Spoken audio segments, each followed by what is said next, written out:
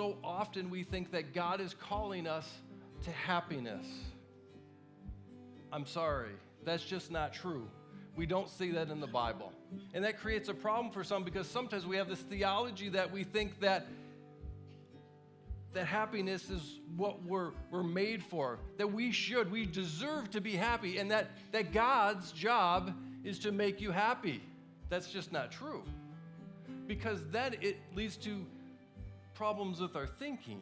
Because it goes something like this: since I'm not happy, then I should be allowed to do something that would otherwise be wrong.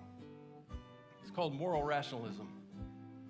Or something called emotional entitlement, which is this. It's the idea that negative feelings give you a pass to act outside of God's will or God's truth. This is what it sounds like in our daily lives.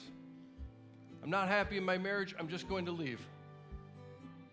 Am I going to look at counseling? I'm just not happy. I'm not talking about abuse, I'm not talking about anything like that. I'm just saying, I'm not happy, I'm out.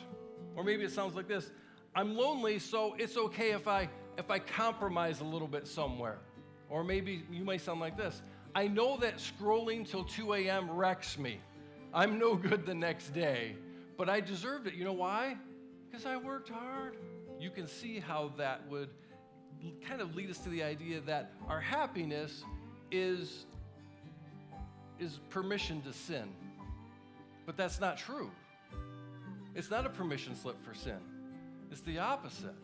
When we believe that God wants us to be happy above all else, what happens is that we take the discomfort, the delay, the risks, and all of these trials, and we say, this can't be God, so we try to make our way through it.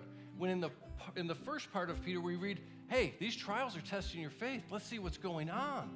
And so without knowing it, what we do is we end up worshiping this false god of happiness, because it feels so much better to be happy, to be comfortable, to have money, to have the things that we need, to have the pleasures and the things that we think we truly deserve.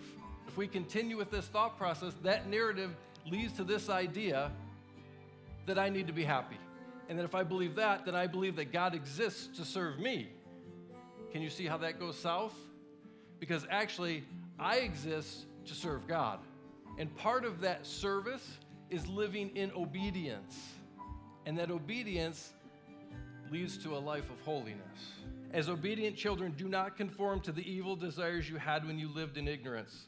But just as he who called you is holy, so be holy in all you do. For it is written, be holy because I am holy.